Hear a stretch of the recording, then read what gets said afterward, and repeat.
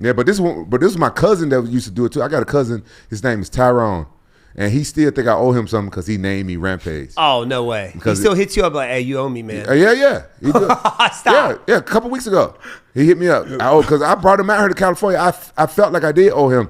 And I got him, I had him do a MMA match one time. He moved out here. He's a great guy. But he a fucking know-it-all. And so I started training MMA. This is back when I was fighting in Pride.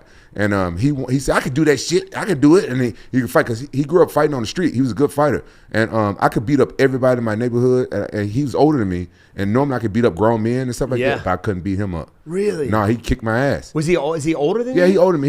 He's like 3 or 4 years older than me. Oh, that's not. Yeah, but he could fight. Yeah. Out of all my family, it was only me and him that could really fight really good.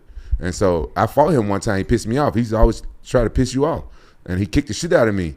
And then I never fought him again. And as we grew up, he became like my closest cousin. My mom put me out the house when I was 14. No way. And he was living with a stripper. He had the hottest stripper in Memphis called Baby Cakes. Her name was Baby Cakes? There's her name, Baby Cakes. She was the hottest.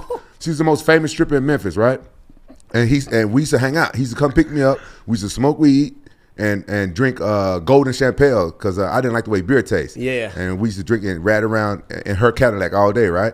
So this motherfucker dropped me off back at the house, and he didn't know my mom put me out. And he saw me walk. I walked across the street to these guys I used to work for. They had cars right outside the house. They used to let me sleep in their car. So he's like, "What the fuck you doing?" I'm like, "Man, this is why I've been sleeping." He said, "Why you sleeping out?" I said, "Oh, mama put me out."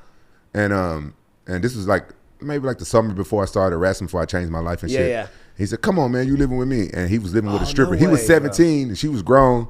Dang, where was this at? Memphis. Dang, Memphis, Tennessee. So he was my closest. He was my closest cousin. So when I moved out here, I brought him out here and everything. So I tried to repay him because he did name me and I took off and started fighting and stuff like that. So but when I moved out here, he still came out here to California with a Memphis mentality. He's on Newport Beach smoking weed on the beach. I said, "Bro, you can't smoke weed out here. You stand out, man. You black as fuck." He looked like Prince.